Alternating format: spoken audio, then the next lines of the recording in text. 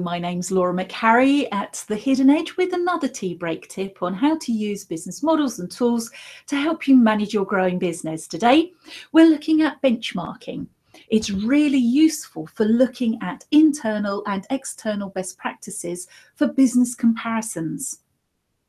I did hear that benchmarking was introduced by Frederick Taylor back in the early 20th century when he identified excellent performers by putting a mark on their benches at which they were sitting. I don't know how true that is, but it makes for a good story. But benchmarking provides a means to compare your business and its processes and procedures to identify where you can make improvements. This can be through internal measurements as well as external measurements. So let's have a look at what I mean by that. In this matrix, you'll see across the top we have product and services and functions and processes. Down the side, we have internal comparisons, which tend to be tactical, and external comparisons, which tend to be strategic. Within the matrix, there are 4 boxes, and you will see that there are specific ratios that relate to those particular aspects. Some of them you will use in more than one area, but this is just a snapshot of the sort of ratios that you might be considering. The important thing is to focus on your key drivers. These are the processes that underpin the success of your firm and will vary from sector to sector and business to business. If you provide a service, customer care is likely to be a key business driver for you. And if you're a high volume manufacturer, a production line speed will be a key performance indicator. The important thing is for you to recognize where you will make internal comparisons against best practices within your firm itself, or external comparisons where you will be making a comparison against a competitor that may be in the same industry as you, but may not. There are 6 parts to the benchmarking process. The first one, of course, is to focus in on those key business drivers of ours. So what it is that we want to benchmark. Then we need to judge our current position. Where do we fall within each of those particular aspects?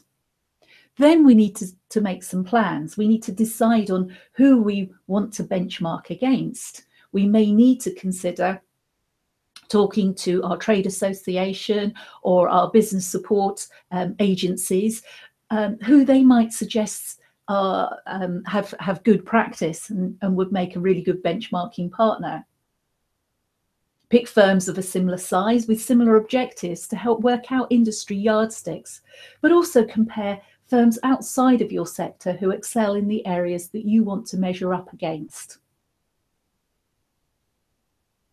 You need to compare strategic objectives. Can you learn strategic lessons from those benchmarking partners?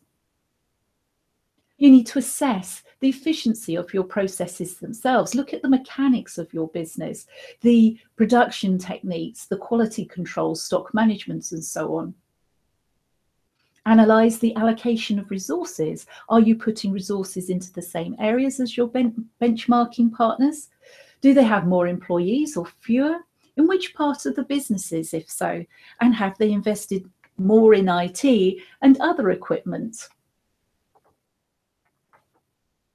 Weigh up your costs against industry norms.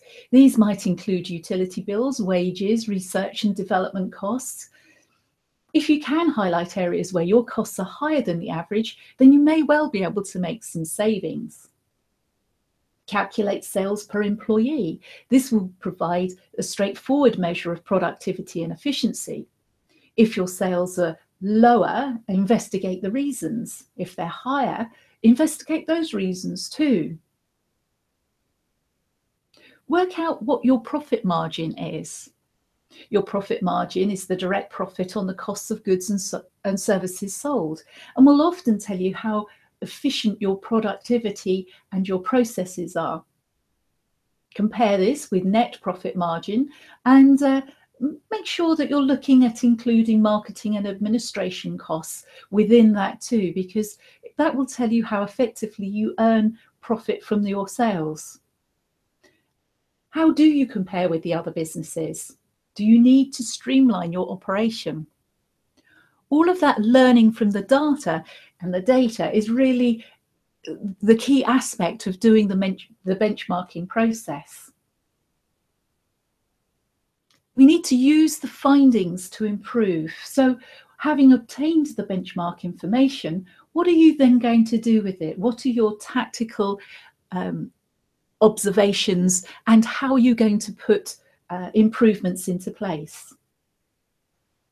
The key to any benchmarking comparison is the understanding of where you are on the journey to excellence and what you can do and whether it is worth the return on the investment. Have a go. You can download the templates from the Hidden Edge website, and whilst you're there, do share your stories of where you have used benchmarking that's worked in your business. I'm building a portfolio of case studies that will help others with their learning. So that's it from me. Until next tea break tip, enjoy the rest of this tea break.